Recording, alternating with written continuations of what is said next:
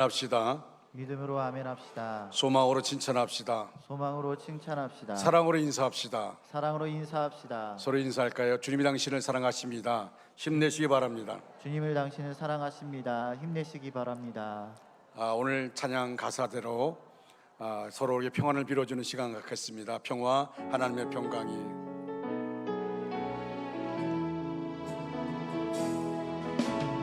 평화 하나님의 평강이 당신의 삶에 넘쳐나기를. 평화 하나님의 평강이 당신의 삶에 가득하기를 축복합니다. 은혜, 하나님의 은혜가 하나님의 은혜가 나의 삶 속에 넘쳐나기를. 소망 하나님의 소망이 나의 삶 속에 가득하기를 축복합니다. 아멘. 오늘 여러분과 함께 은혜를 나누고자 하는 말씀의 제목은 믿음과 순종으로 알게 됨입니다. 이 말씀 증거하는 가운데 하나님께서 우리 한 사람 한 사람 하나님 말씀으로 인하여 치료하시고 회복하고 응답받는, 그리고 세임 얻는 기회가 복된 시간 되기를 주님의 이름으로 축복합니다. 영국의 에드워드 모트는 37세 될 때까지 캐비닛 대조공으로 일했습니다. 이 사람은 공장에서 일하면서 열등 의식과 불평과 원망으로 가득 차 있었습니다. 그의 삶은 매일매일이 전혀 의미가 없고 소망이 없었습니다. 어느 겨울 그는 런던 거리를 배회하다가 한 교회를 보고 갑자기 마음속에 그 예배당에 들어가고 싶은 그런 마음이 들었습니다. 그래서 그 예배당을 찾게 되었습니다. 그때 존 하이어트 목사가 요한복음 3장으로 거듭나는 도리에 대한 설교를 하고 있었는데, 그 말씀을 듣는 순간에 마음속에 어떤 정말 마음속에 강렬한 소원이 든 것이 뭐냐면, 저 말씀처럼 나도 예수를 믿고 거듭나야 되겠다 하는 마음을 갖게 되어집니다. 그런 강렬한 소원을 가지게 되었습니다. 성령께서 그의 마음의 문을 여셔서 예수님을 영접하는 기쁨을 얻게 되었습니다. 이때까지는 열등의식과 원망 불평하는 그의 삶이고 아무런 의미가 없는, 소망이 없는 그런 삶을 살다가 예수를 영접하는 그 순간부터 이 모토의 삶이 완전히 바뀌어졌습니다. 그는 이렇게 만나는 사람마다 이렇게 말합니다. 내 망치 소리는 이제 노래하기 시작했습니다. 내 망치는 이제 춤을 추고 있습니다. 그리고 내 눈동자에는 생기가 돌고 마음속에는 생수가 솟아납니다. 예수께서 내 마음에 오셨기 때문입니다. 나는 거듭났습니다. 나는 하나님의 아들이 되었습니다. 모트는 전에 하던 일을 계속했지만 이제는 원망, 불평, 열등의식 하는 것이 아니라 이제는 행복한 목공으로 완전히 변화됐습니다. 삶도 점점 풍요로워졌습니다. 자기가 일하던 목공소가 그의 소유가 됐고 점점 커졌습니다. 결국 에드워드 모트는 성공적인 사업가가 되고 예수님의 첫사랑을 기억하면서 그가 하나님께 감사의 찬송시를 씁니다. 그것이 바로 찬송가 488장입니다. 이 몸의 소망 무언가 우리 주 예수 뿐일세. 우리 주 예수 밖에는 믿을 리 아주 없도다. 주 나의 반석 예수네 그 위에 내가 서리라. 그 위에 내가 서리라. 할렐루야. 이처럼 예수님 만나면 변화가 됩니다. 예수님이 함께 하시면 사람도 변하고 환경도 바뀝니다.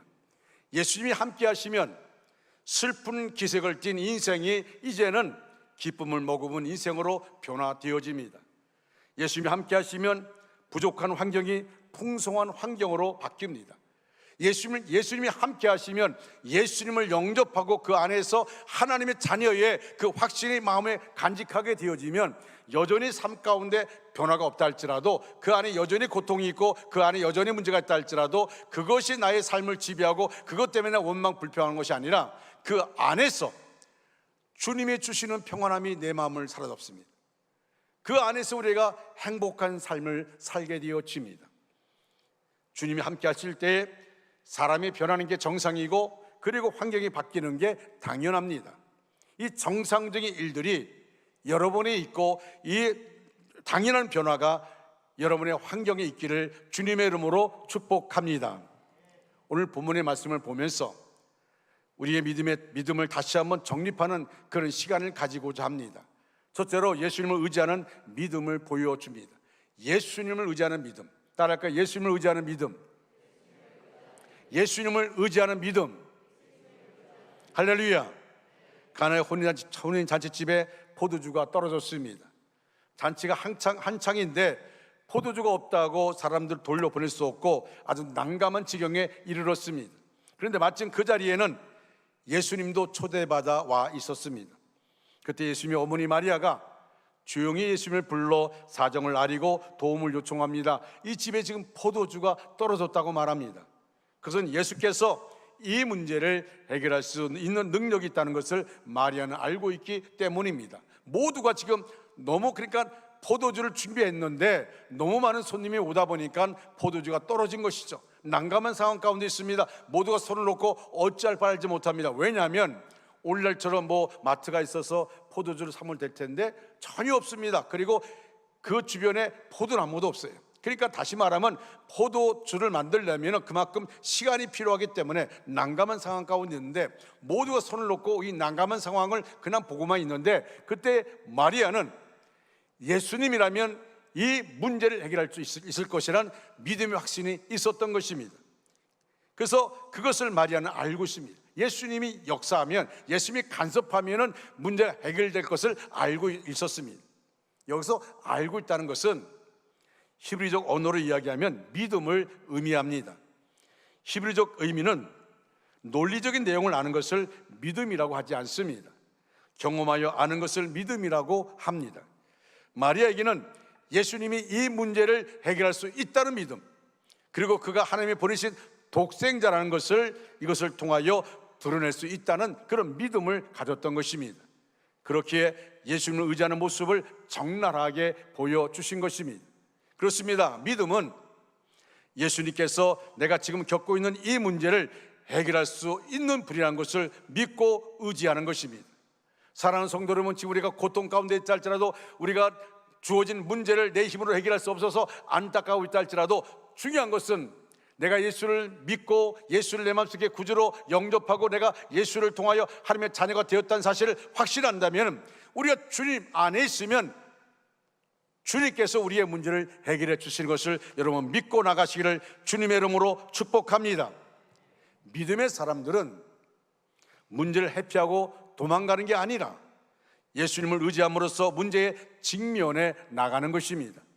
믿음의 사람은, 믿음을 가진 사람은 결코 회피하거나 도망가지 않습니다. 문제를 자신이 해결할 수 있다는 자만을 갖지도 않습니다. 정확하게 분석하면 마리아의 문제 해결의 키를 예수님에게 의뢰한 것입니다. 그리고 자신은 그 어떤 순종도 할 마음을 가졌습니다. 이렇게 믿음은 철저하게, 확실하게 예수님을 의지하고 그에게 기대는 것입니다. 여러분, 우리는 기적을 보기 전에 나에게 주어진 곤란한 문제를 예수님을 의지하여 해결해 나가는 믿음의 과정, 내가 지금 어려움 가운데 있지만은, 그러나 분명히 이 어려움은 하나님이 역사해 주시고 예수님을 통해 이 어려움이 변화되어지고 해결되어지는 과정을 우리는 생각해야 됩니다. 하나님을 사랑하는 자 곧 그의 뜻대로 부르심을 입은 자들에게는 모든 것이 합력하여 선을 이루느니라. 할렐루야. 로마서 8장 28절 말씀처럼 내가 지금은 곤란한 문제 가운데 있지만은 하나님은 이 문제를 어떻게 하나님이 해결할지 우리는 그 믿음으로 그것을 바라보며 지금의 현재의 고통과 어려움을 겪어나가는 것입니다. 그게 바로 오늘 본문이 우리에게 던지는 첫 번째 메시지입니다. 하나님께서는 여러분의 인생에 풍성한 생활을 주시고자 찾아오셨습니다. 시골에 살던 16살 된 어떤 소년이 가슴에 큰 꿈을 안고 뉴욕 도시로 올라왔습니다.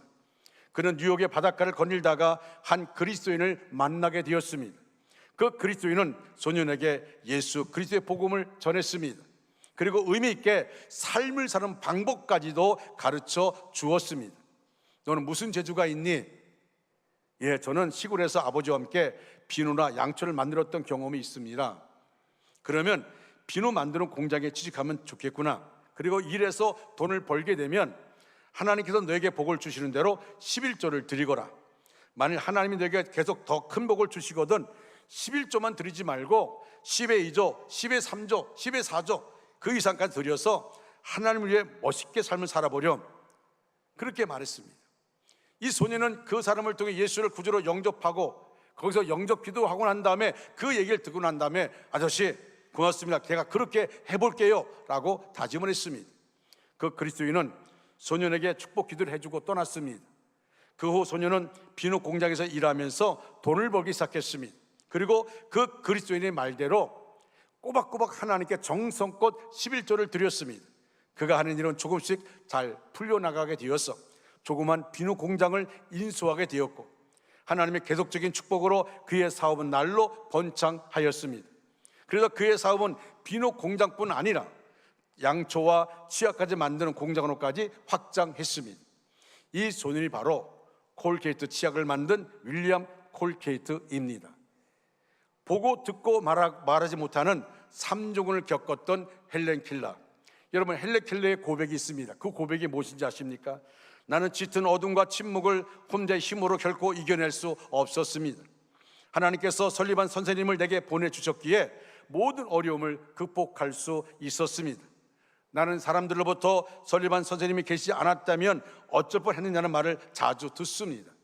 그러나 나는 하나님께서 나를 사랑하시니까 선생님이 안 계셨더라도 틀림없이 그 공백을 메워주실 것이라고 저는 믿고 있습니다. 하나님이 설리반 선생님을 통해서 나에게 귀한 이 경험을 하게 했는데 만약에 설리반 선생님이 나에게 없었더라도 하나님은 다르게 내 공백을 메워주었을 것입니다. 이것이 헬렌 켈러 여사의 고백입니다. 여러분, 우리는 삶을 통하여서 중요한 것이 뭐냐면 내 문제를 해결해 줄 분, 내 상황 가운데 나를 도와줄 분, 그런 사람을 찾게 되어집니다. 그러나 중요한 것은 이 헬렌 켈러의 고백처럼 그 설리반 선생에게 초점 맞추는 것이 아니라 그 설리반 선생님을 보내주신 하나님께 초점을 맞추는 것입니다. 우리의 인생 가운데 중요한 것은 내가 누구에게 초점을 맞추고 있느냐는 겁니다. 여러분, 헬렌 켈러에게 설리반 선생이 없으면 어떻게 합니까? 라는 그런 걱정을 하지만 헬렌 켈러는 그게 아닙니다. 하나님 나와 함께 하니까 설리반 선생이 나에게 없더라도 그 공백을 하나님은 하나님의 방법대로 메꿔주실 겁니다. 여러분, 우리는 삶을 살아가면서 예수를 믿는다고 고백함에도 불구하고 여전히 우리는 사람 의지할 때가 있습니다. 그 사람이 나를 도와주지 않으면 어떡할까? 그 사람을 통해 내 문제가 해결되지 않으면 어떡할까? 하는 걱정은 합니다. 그러나 정작 중요한 것은 하나님이 하나님의 사람들 우리에게 붙여주신다는 사실을 여러분 믿으시기 바랍니다. 그러기에 우리는 중요한 것은 뭐냐면 하나님께 초점을 맞춰야 한다는 것입니다. 두 번째로 예수님의 말씀에 그대로 순종을 보여주었습니다. 예수님은 어머니 마리아 요청에 아직 당신의 때가 이르지 않았다고 하십니다. 하지만 마리아는 하인들에게 이렇게 말합니다. 여러분 5절 말씀 보니까 너에게 무슨 말씀을 하시든지 그대로 하라. 너에게 무슨 말씀을 하시든지 그대로 하라. 아마 이 예수님의 어머니 마리아와 그 가나 혼인잔치집에 긴밀한 관계가 있는 것 같습니다. 그래서 그 하인들에게 이렇게 말할 수가 있는 것이죠. 예수께서 무슨 말씀 하시든 절대로 순종하라는 겁니다. 토달지 말고 그냥 순종하라는 겁니다. 아니나 다를까 예수님께서 하인들에게 말씀하시기를 결례 쓰는 물 항아리, 그 돌 항아리 6에 물을 가득 채우라고 말합니다. 여러분 보통 돌이 아닙니다. 큰 돌을 말하죠. 여러분 지금 이 하인들은요 사실 지쳐 있습니다. 여러분 혼례를 위해서 준비하는 그 과정 가운데 얼마나 많은 일들을 했겠습니까? 그리고 그 혼례식에 많은 사람이, 심지어 포도주가 떨어질 정도로 많은 사람이 몰려왔으니까 그들을 다 섬기다 보니까 얼마나 지쳐 있겠습니까? 그런데 예수님이 또 그들에게 말하기를, 이제 많은 사람이 와서 이 돌 항아리 물들이 다 이제 없어요. 근데 그 돌 항아리에다가 물을 가득 아귀까지 채우라는 것입니다. 사실 포도주와 아무런 관련이 없는 그런 말씀입니다. 지금 필요한 것은 포도주입니다. 그런데 지금 예수님은 하인들에게 돌 항아리에 물을 가득 채우라고 말합니다. 여러분, 그런데 하인들은 사실은 그것까지 이해할 수 있어요. 아니, 지금 물이 없으니까 돌 항아리에 물을 채우라, 이해할 수 있습니다. 손님이 더 올 것이니까, 지금도 손님이 끊이지 않으니까 물 항아리에 물이 떨어졌으면 채워야 하기 때문에 물을 채우라는 것을 이해하고 따를 수 있고 순종할 수 있습니다. 여기까지는 이해가 갑니다. 그래서 순종했습니다. 그런데 이번에는 그 물을 떠서 연회를 주관하는 사람에게 갖다 주라고 합니다. 지금까지 물을 아귀까지 채워라, 이해합니다. 이해됩니다. 채울 수 있습니다. 근데 그 물을 떠다가 연회장에 갖다 주라는 겁니다. 여러분, 연회에 나가는 모든 음료는 연회를 주관하는 연회장의 허락을 받고 나가야 합니다. 뭐 가져오라면 가져가는 겁니다. 가져오란 말도 안 했는데 가져가면 안 됩니다. 항아리에 물을 채우란 말은 그런 대로 따를 수 있었습니다. 그러나 채워진 물을 다시 떠서 연회장에 갖다 주라는 것은 다른 이야기입니다. 물을 갖다 달라고 한 적도 없는 연회장에게 물을 떠다 주는 것은 이상하기 때문입니다. 아마 연회장에 물을 갖다 주면 이 미친놈들 아니냐고 야단칠 것입니다. 그런데 이미 마리아가 이 하인들에게 예수님이 어떤 말씀을 하시든지 순종하라 했기 때문에, 그리고 그렇게 하겠다고 했기 때문에 그대로 물을 떠다가 연회장에게 갖다 줍니다. 하인들은 말도 안 되는 상황이지만 예수님께서 말씀하신 대로 순종했습니다. 연회장은 이 포도주가 어디서 온지 모릅니다. 그런데 연회를 여러 번 주관했던 그는 놀랍니다. 보통 연회하게 되면, 이렇게 잔치를 하게 되면 처음에는 좋은 포도주를 내고 취하면 좋지 않은 포도주 내도 모르니까, 저는 모르겠어요. 뭐 그렇다고 얘기하더라고요. 그러니까 모르니까 처음엔 좋은 포도주 내고 취한다면 좋지 않은, 좀 안 좋은 그런 포도주를 내게 되는데, 지금 보니까 더 좋은 최상급의 포도주를 가지고 온 거예요. 너무 좋은 포도주를 가지고 온 겁니다. 그래서 연회장에 너무 놀라가지고 신랑을 불렀습니다. 그리고 물어봅니다. 여러분, 오늘 본문 10절 말씀이 그 내용입니다. 같이 10절 말씀을 같이 읽겠습니다. 시작. 말하되 사람마다 먼저 좋은 포도주를 내고 취한 후에 낮은 것을 내거늘 그대는 지금까지 좋은 포도주를 두었도다 하니라. 아멘. 아멘. 자, 이 과정을 연회장도 모르고요, 신랑도 모릅니다. 신랑은 자기를 불러다가 얘기하는데 무슨 얘기인지 몰라요. 지금 포도주가 떨어졌다는 말을 들었는데, 난감한 상황 가운데인데, 좋은 포도주를 가지고 왔다니까 신랑도 모르죠. 연회장도 모르니까 물어보는 겁니다. 그러나 예수님의 말씀대로 순종했던 하인들은 어떻습니까? 여러분, 오늘 9절 말씀에 물 떠온 하인들은 알더라. 할렐루야. 다 모릅니다. 어떻게 이 세상에 포도주가 왔는지를 다 모릅니다. 그러나 물 떠온 하인들은 알더라. 그들은 항아리에 물을 채웠던 자들입니다. 그리고 그 항아리에서 물을 떠서 연회장에 갖다 주었던 자들입니다. 그래서 그들은 알고 있습니다. 그들이 알았다는 표현은 중요합니다. 왜냐하면 히브리적 믿음, 아까 제가 말한 것처럼 경험하여 아는 것을 의미하기 때문에 정말 중요한 것이죠. 지금 여기서 그들이 알았다고 하는 것은 단지 일련의 과정이 어떤지를 알고 있다는 게 아닙니다. 그런 과정에서 물이 변하여 포도주가 된 것을 안 것입니다. 그들은 예수님의 신적 능력을 직접 체험함으로 알게 되었습니다. 여러분, 순종하는 자에게 이렇게 알게 되는 놀라운 일이 주어지는 것입니다. 알게 되는 놀라운 일. 여러분, 저는 목회하면서 느끼는 게 뭐냐면, 다른 사람들은 놀래요. 근데 나는 이미 알고 있어요. 어떻게 그 일이 이루어졌는지를. 또 어떨 땐 내가 성도를 바라보면서 아니, 아무개 집사님, 아무개 장로님, 아무개 권사님, 심각한 위기의 어려움 가운데 있는데 어떻게 이렇게 웃으면서 이렇게 문제가 어떻게 해결됐습니까? 그러면 제가 하나님께 기도하는데 하나님이 결국 나에게 내 인생을 전환시켜서 이렇게 바꾸어 주셨습니다. 그런 간증을 들을 때가 있습니다. 여러분, 순종이 제사보다 낫다는 말씀이 있습니다. 종교적 행위를 얼마나 많이 했냐가 아니라 예수님의 말씀을 한번 순종하는 것이 더욱더 중요하다는 것입니다. 여러분, 우리는 이렇게 말합니다. 내가 이 교회 다닌 지가 얼마인데, 내가 이 교회를 수십 년 섬겼는데, 이런 표현들은 전부 자신의 신앙 이력을 내세웁니다. 주님이 하신 말씀, 순종하여 경험한 것은 없이 그렇게 할 수도 있습니다. 목사님, 제가 원주중앙교회 벌써 지금 교회 다닌 지 40년 이상 됐습니다. 45년 됐습니다. 내 모태신앙입니다. 이 교회가 처음 세울 때부터 내가 이 교회 다녔습니다. 이렇게 말할 수 있어요. 그러나 정말 중요한 것은 이 교회를 그렇게 다닌 것이 중요한 것이 아니라 내 인생 가운데 하나님께 순종함을 통해 얻어진 열매들이 얼마나 있느냐 하는 것입니다. 여러분, 저는 오늘 특별 새벽기도 준비하면서 한 주 내내 긴장하며 한 주를 지내고 오늘 어떤 말씀 주실까, 어떤 말씀을 하나님 저에게 주실까 생각하다가 이 가나 혼인잔치 너무도 잘하는 말씀입니다. 그래서 이 말씀을 제가 1절부터 12절까지 계속 읽어나가면서 저에게 눈에 들어오는 말씀의 내용이 있습니다. 그게 바로 오늘 말씀입니다.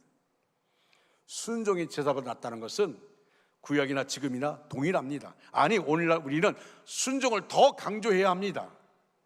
믿음은 결코 종교적 이력이 아닙니다.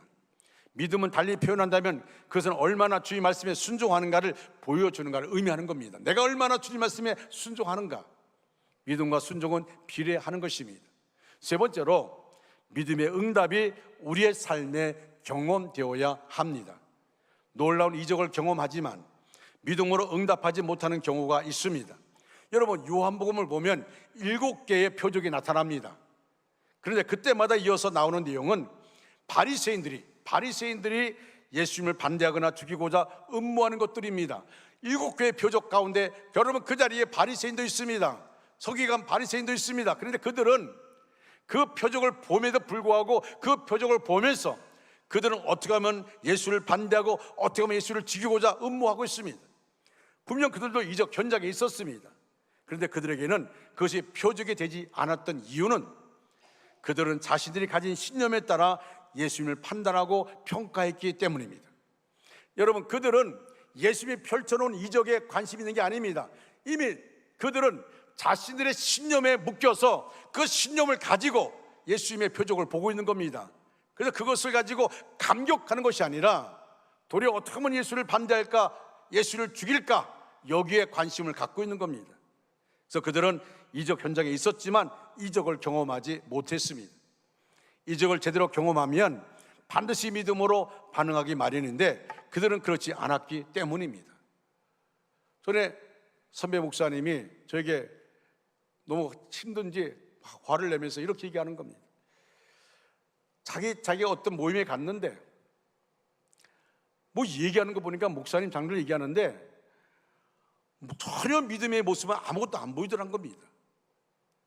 생각하는 것, 말하는 것들이 전혀 믿음과 관계없이 얘기하더랍니다. 그래서 너무 자기가 속상해서 이렇게 얘기했다는 거예요. 목사님, 하나님 안 믿으세요? 하나님 안 믿으시죠? 믿는데 그런 말 할 수 있어요? 장로님, 하나님 정말 믿으세요? 믿는데 그런 말 할 수 있어요? 여러분, 제가 그 얘기를 듣고 난 다음에 나를 생각해 봤어요. 나를. 과연 내가 하나님을 믿는 그 모습 가지고 믿음의 말들이 내 입을 통해 나가고 있는지, 장로님들이 얘기하면서 이 일을 한번 생각해 봤어요. 그 장로님들의 얘기 속에 과연 하나님 믿는 모습이 있는지. 여러분, 정말 하나님이 살아계시고 지금도 역사하심을 믿습니까? 정말 믿습니까? 여러분의 생각과 말이 하나님 믿는 믿음에서 나온 것입니까? 우리는 깊이 생각해 보셔야 합니다. 물론 기적만 바라는 신앙을 성숙한 신앙이라고 말할 수 없습니다. 우리 스스로 심사할 부분도 있고 져야 할 십자가도 있고 유익한 고난도 있습니다. 그러나 기적만 바라는 것보다 더 심각한 문제는 거기에 대한 믿음이 없다는 것입니다. 우리가 말씀을 들어도 그 말씀을 내 말씀으로 받아들이고 내가 이제부터 시작하겠다, 내가 전적으로 주님을 의지하겠다, 내가 말하는 것이나 생각하는 모든 상황 가운데 믿음의 고백들을 하겠다. 그래서 하나님, 내 입술에 파수꾼을 세워주시고 내 마음을 지켜주시옵소서. 하나님의 살아계시고 역사하심이 내 삶을 통해 나타나기를 원합니다. 우리 중에 하나님의 기적이 필요하지 않은 사람 한 사람도 없습니다. 저는 성도들의 절박한 사정을 듣습니다. 그때마다 예수님의 이름으로 기적을 구합니다. 하나님 아시지 않습니까? 저의 고통을 아시지 않습니까? 저의 아픔을 아시죠? 저의 문제를 아시죠? 암 진단을 받은 사람, 생계가 막막해진 사람, 사업이 묶여서 풀어지지 않는 상황 가운데 답답해하는 사람, 가정이 깨어질 위기에 처한 사람, 늘 같은 죄에 넘어지는 사람, 정말 술을 끊고 싶은데 그렇게다가 다짐하고도 또 술자리에 가는 그 모습, 술을 끊고 싶은데 여전히 내가 술 먹는 것을 합리화시켜서 내가 속상해서 내가 뭐 때문에 라고 술 마시면서 그것은 이미 사탄이 그를 그 속에 역사하는 것인데, 그런 사람, 목사님 저 술 끊고 싶습니다, 저 도박하기 싫습니다. 여러분, 어릴 때는 정말 마음속에 아픔을 가질 때가 있어요. 얼마 전부터 우리 교회 남복진 집사님 이제 서울로 갔습니다. 이사했어요. 완전히 이사를 했습니다. 전화를 받지를 않아요. 저 전화를 왜 안 받나 했더니 목사님 음성 들으면 마음이 힘들까 봐 안 받겠다는 겁니다. 지금도 마음이 아련해져요. 아무 소식 없으니까, 어떤 상황인지 모르니까. 그러나 심각한 위기 가운데 있다는 것을 알고 있습니다. 하나님께 그를 만져달라고 기도만 합니다. 여러분, 정말 우리에게는 기적이 필요합니다. 그러나 기적은 믿는다고 또 기대한다고 표현되는 것은 아닙니다. 기적이 일어나려면 무엇보다 먼저 예수님께서 함께 하셔야 합니다. 그러나 중요한 것이 한 가지 더 있습니다. 예수님이 내 인생, 내 삶 가운데 주인이 되셔야 한다는 것입니다. 예수님께서 가나 혼인잔치집에 초청을 받아서 그 자리에 계셨으나 포도주가 떨어졌을 때에 처음에는 기적을 행하지 않으시려 했습니다. 내 때가 아직 이르지 않았다. 예수님은 그 상황 가운데 기적을 행하지 않으려고 했습니다. 그러나 어머니 마리아에게서 그 말씀을 들을 때 이것이 나와 무슨 상관이 있습니까? 내 때가 이르지 않았습니다 라고 말합니다. 여기서 예수님이 함께 계시다고 누구에게나 물이 포도주가 되는 기적이 일어나는 것은 아님을 알 수 있습니다. 이것은 우리가 예수 믿고도 자신의 삶에는 기적이 일어나지 않았다고 생각하는 이유입니다. 여러분, 예수님의 어머니 마리아는 이 문제를 예수님의 주인 되심으로 풀었습니다. 그 집의 종들에게 지금 손님으로 와 있지만, 그러나 예수님이 그 상황 가운데 손님이 아니라 그 상황 가운데 그 상황의 주인이 된 겁니다. 이분이 지시하는 대로 하라, 그렇게 말합니다. 이분이 지시한 대로 하라. 그 후에 물이 포도주 되는 기적이 일어납니다. 그렇다면 여러분, 자신에게 물어보십시오. 나 자신에게 물어보십시오. 내게 물이 포도주 되는 기적이 일어났는가? 내게 물이 포도주 되는 기적이 일어났는가? 예수님을 믿었다면 자신의 삶 속에서 물이 포도주 되는 기적이 일어난다는 믿음과 기대가 있어야 합니다. 근데 왜 안 일어납니까? 여러분, 기적을 기다리는 것 자체가 엄청난 신앙입니다. 엄청난 신앙이에요. 여러분, 우리는 이미 기적을 맛본 하나님의 자녀입니다. 할렐루야. 우리가 세상에 그 모든 부업과 견줄 수 없는, 비교할 수 없는 큰 기적을 우리는 체험했습니다. 마리아가 예수님께서 기적을 행하실 것을 기대했기 때문에 문제를 예수님께 가져올 수 있었고, 예수님은 문제를 가져왔기 때문에 물이 포도되는 기적을 일어났던 것입니다. 여러분, 우리도 마찬가지 아닐까요? 여러분, 저와 여러분, 우리는 예수의 피로 구원받아 하나님의 자녀가 되었습니다. 여러분, 내가 예수를 2000년 전에 그 예수님을 내 마음속에 구주로 영접한 것, 이것이 바로 기적 중에 기적인 것을 믿으시기 바랍니다. 하나님 우리를 사랑하셨다는 것, 그 사랑이 내 마음에 전해진다는 것, 믿어진다는 것, 그리고 예수의 피가 나를 구원한 것을 믿어진다는 것, 모두가 다 성령의 역사이십니다. 여러분, 성경 가운데 보면요, 로마 백부장의 믿음이나 또 12년 동안 혈전했던 여자나 스로보니게 여인, 소경 바디메오 모두가 예수님의 기적을 행하실 것을 믿었기 때문에 그들이 주 앞에 나와서 간청하는 겁니다. 떠나지 않습니다. 무슨 말을 한다 할지라도, 아니 무슨 모욕적인 말을 한다 할지라도 그들은 떠나지 않습니다. 왜? 주님이 이 안에서만이 해결될 수 있기 때문에. 여러분, 순종에는 두 가지가 있다고 있습니다. 순종의 두 가지. 하나는 순종하려고 노력하는 것과 죽음으로 순종하는 것입니다. 순종하려고 노력하면 중간에 지쳐 쓰러지고 맙니다. 결국 완전히 순종할 수 없습니다. 나의 의지로 순종하는 것은 한계가 있습니다. 그러나 죽음으로 순종하면 완전히 순종할 수 있습니다. 항상 나는 죽었습니다 고백하는 겁니다. 여러분, 사도 바울 보십시오. 뭐라고 고백합니까? 나는 날마다 죽노라, 그렇게 고백합니다. 여러분, 나는 날마다 죽노라, 날마다 죽어야만이 그 안에 예수님이 역사하시니까. 내가 날마다 내 인생과 내가 죽는다는 말은 내 인생과도 주인은 내가 아니고 주님이라는 것을 고백하는 것입니다. 고린도후서 4장 10절 말씀 이렇게 말합니다. 우리가 항상 예수의 죽음을 몸에 짊어짐은 예수의 생명이 또한 우리 몸에 나타나게 하려 함이라. 여러분, 하나님이 우리에게 은혜의 강물을, 우리의 은혜의 강물을 열어주셨는데 우리 안에 그 은혜의 강을 맛보지 못한 이유가 뭘까요? 그것은 은혜의 강물이 나에게 오지 못하도록 그 은혜 안에, 은혜와 나 사이에 뚝이 가로막혀 있는 겁니다. 그 뚝이 우리의 자아입니다. 우리의 자존심, 생각, 지혜, 고집, 경험, 계획 등이 얼마나 강한지 아십니까? 은혜의 강도 막아버립니다. 하나님과 우리 사이의 장벽인 자아가 무너질 때 하나님의 역사가 가정과 직장, 학교와 교회 안에 넘치게 되는 것입니다. 여러분, 예수님을 내 인생의 주인으로 모셨다고 말하지만 여러분, 냉정하게 한번 생각해 보십시오. 정말 여러분 인생의 주인으로 예수님 모셨습니까?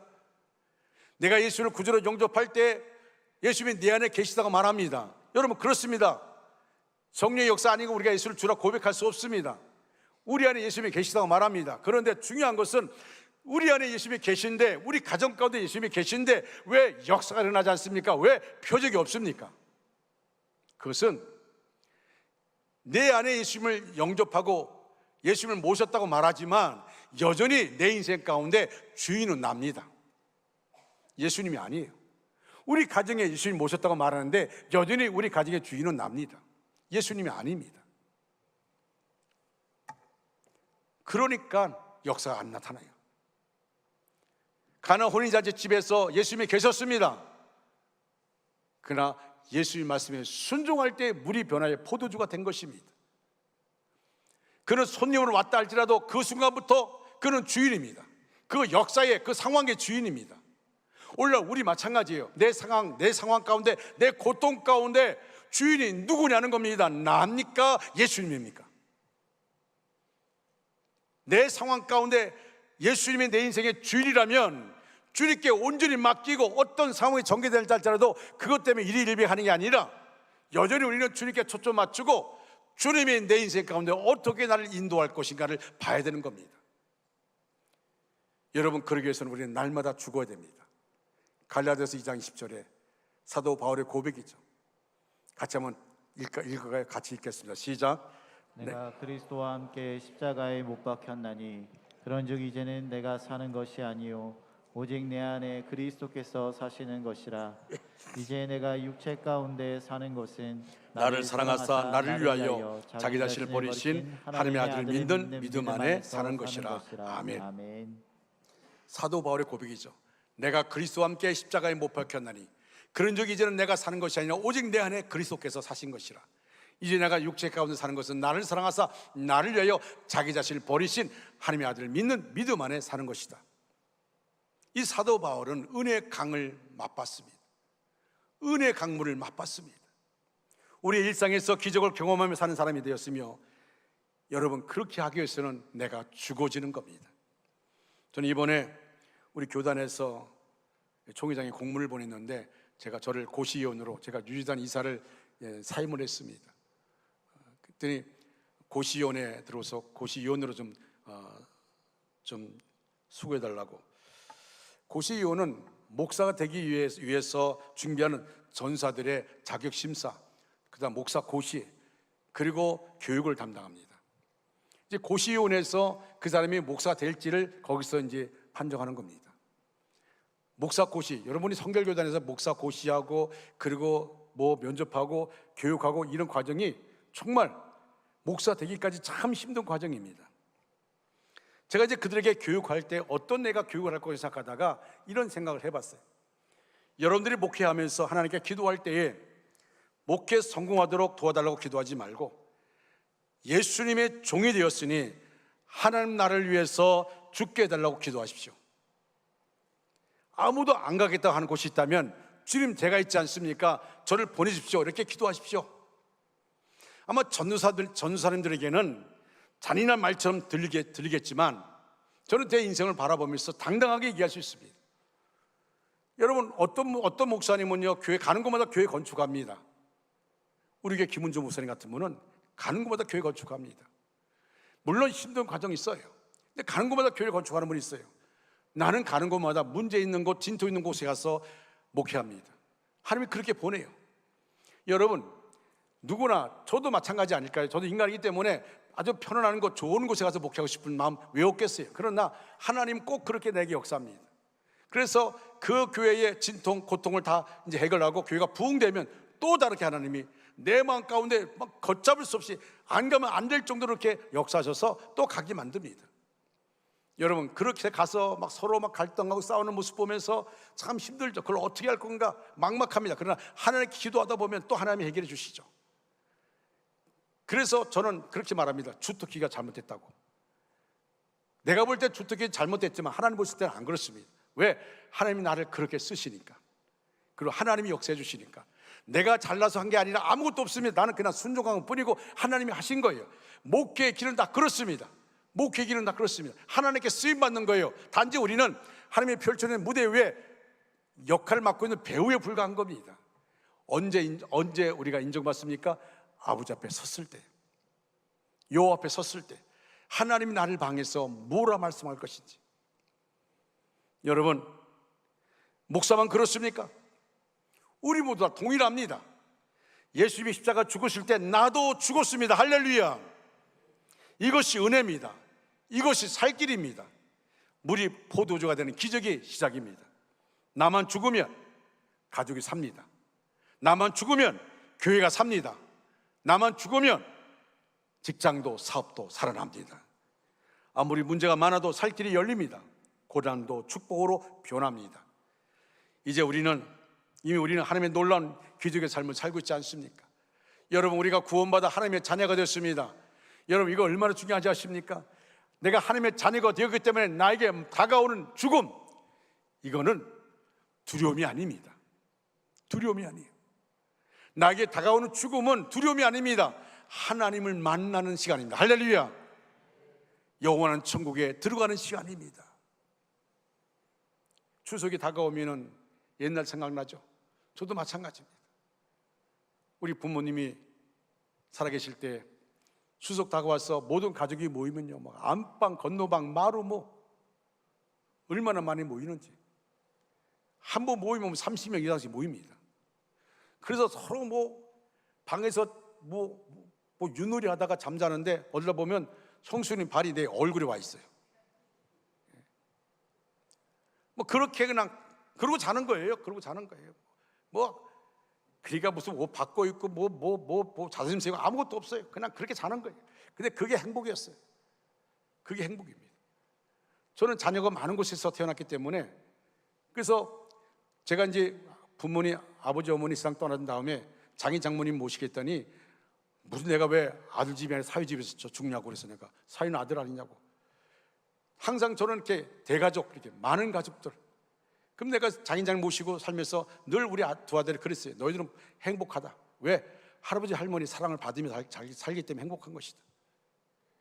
그렇습니다. 그게 행복이죠. 하나님의 은혜 안에서 우리에게 주어진 일들 바라보십시오. 우리는 언젠가 천국에 들어갑니다. 할렐루야. 그래서 우리는 죽음을 두려워하지 않아요. 그리고 우리의 삶 가운데 내가 지금 힘든 상황을 맞이한다 할지라도 나는 하나님의 자녀니까, 하나님의 손에 있고 내 인생의 주인이 주님이시니까 주님이 해결할 줄 믿습니다. 믿고 나가는 거예요. 믿음 잃지 말고, 번할 때는 그런 마음이 있어 다시 추스려서 주 앞에 무릎 꿇고 기도하고, 너무 힘들면 아무도 없는 교회 나와서 눈물로 기도하고, 그러면서 자기를 자꾸 주님 앞에 붙여나가는 겁니다. 사랑하는 여러분, 이제 말씀을 마무리합니다. 오늘 우리는 예수님이 행하신 첫 표적을 살펴보았습니다. 갈릴리 가나 혼례에 예수님이 청함을 받으셨습니다. 그곳에 포도주가 떨어졌습니다. 그러나 그 혼례에 예수님이 함께 계셨기 때문에 그 큰 문제가 해결이 되었습니다. 날마다 예수님을 모시고 살기 바랍니다. 날마다 주님과 함께 하시기를 바랍니다. 내 인생 가운데 주님이 나와 함께 하는 것, 저는 지금도 기억하는 것이, 오래전에 이성훈 목사님, 제가 어릴 때에 저희 교회, 제가 몸담고 서울에 있는 아인도 서부교회 오셔서 부흥에 인도하셨는데, 제가 그때 강대상에 올라가서 바로 이성훈 목사님 앞에 머리 들고 그리고 말씀을 들었어요. 그때 예수님이, 이성훈 목사님 그렇게 말해요. 나는 매일 집에서 교회 갈 때마다 손을 이렇게 쥐고 있다는 거예요. 손을. 왜 그러냐면, 예수님 오늘도 제가 주님 손잡고 갑니다. 제가 오늘도 주님의 손잡고 하루를 시작합니다. 그래서 늘 주님, 제가 오늘 주님 손 붙잡았습니다. 사랑하는 성도 여러분, 세상이 날로 완악해진다 할지라도 주님 손 붙잡고 나가면 주님이 나와 함께하여 주실 줄 믿습니다. 여러분, 예수님 물을 포도주로 바꾸셨습니다. 예수님 우리의 슬픔을 기쁨으로 바꾸실 겁니다. 우리의 고통을 평화로 바꾸실 것입니다. 우리의 병약함을 강건함으로 바꾸실 것입니다. 우리의 추함을 정함으로 바꾸실 것입니다. 우리의 실패를 성공으로 바꾸실 것입니다. 갈릴리 가나 혼례에 예수님이 함께 하심으로 문제가 해결되고 기쁨이 넘쳤던 것처럼, 우리는 늘 예수님을 모심으로 우리의 문제가 해결되고 하나님께 영광 누리고 나를 통해 하나님의 영광 받는, 성경 말씀대로 환난 날에 나를 부르라, 내가 너를 건지리니 네가 나를 영어롭게 하리라. 내가 그 고통과 어려움 속에서 악한 마귀가 나를 쓰러뜨리려고, 나로 하여금 예수를 불리하게 만들려고 애를 쓰는 그 상황 가운데도 우리가 욥처럼 하나님을 의지하고 입술로 죄를 범하지 않고 하나님을 의지함을 통해서 나를 통하여 하나님의 영광 받으시는, 내 삶을 통하여 하나님의 영광 받으시는 저와 여러분 되시기를 주님의 이름으로 축원합니다. 다 같이 찬양합니다. 나의 남은 생에는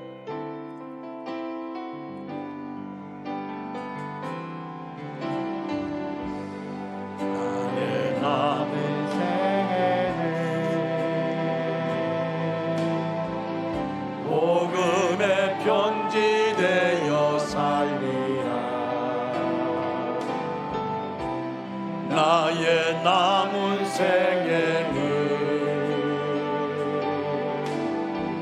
성김의 향유 되어 살리라. 나의 남은 생에는 주님의 기쁨 되어 살리라. 주님의 기쁨 되어 살리라. 나의 남은 생에는 사랑의 샘물 되어 살리라. 사랑의 샘물 되어 살리라. 1년을 살지 한 달을 살지 모를, 1년을 살지 한 달을 살지 모를 나의 남은 생에 주님이 주신 사랑, 주님이 주신 은혜 빛을 갚으며 살리라. 아멘. 나의 남은 생에는 은혜의 통로 되어 살리라. 은혜의 통로 되어 살리라. 나의 남은 생에는 축복의 통로 되어 살리라. 아멘. 축복의 통로 되어 살리라. 나의 남은 생에는 나의 남은 생에는 복 있는 사람으로 살리라. 복 있는 사람으로 살리라. 나의 남은 생에는 순백의 영혼으로 살리라. 내게 영혼으로 살리라. 나의 남은 생에는 남은 생에는 맡은 일 충성하며 살리라. 맡은 일 충성하며 살리라. 나의 남은 생에는 나의 남은 생에는 행복한 전도자로 살리라. 아멘. 행복한 전도자로 살리라. 1년을 살지 한 달을 살지 모를 나의 남은 생에 범사에 감사하며 쉼없이 기도하며 주님 뜻대로 살리라. 아멘. 나의 남은 생에는 정직한 예배자로 살리라. 정직한 예배자로 살리라. 나의 남은 생에는 나의 남은 생에는 하늘에 속한 자로 살리라. 아멘. 하늘에 속한 자로 살리라. 그렇습니다. 주님, 1년을 살지 한 달을 살지 모를 나의 남은 생에 주님이 주신 사랑, 주님이 주신 은혜 빛을 갚으며 살겠습니다. 범사에 감사하며 힘없이 기도하며 주님 뜻대로 살겠습니다.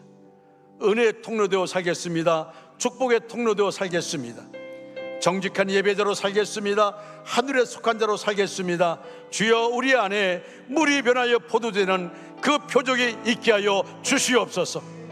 우리의 삶을 통하여 신앙의 아름다운 간정들이 있게 하여 주시옵소서. 예수님의 이름으로 기도합니다. 아멘. 다 같이 일어나 찬양합니다. 살아계신 주, 살아계신 주, 나의 참된 소망, 나의 참된 소망, 걱정 근심 전혀 없습니다. 걱정 근심 전혀 없네. 사랑의 주 내 발길은 동하니 내 모든 삶의 기쁨 늘 충만하네.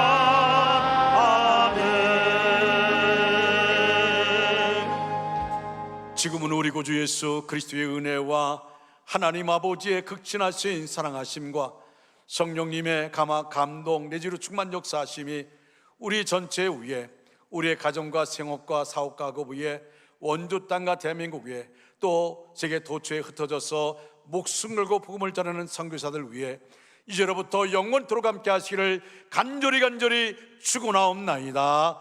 아멘.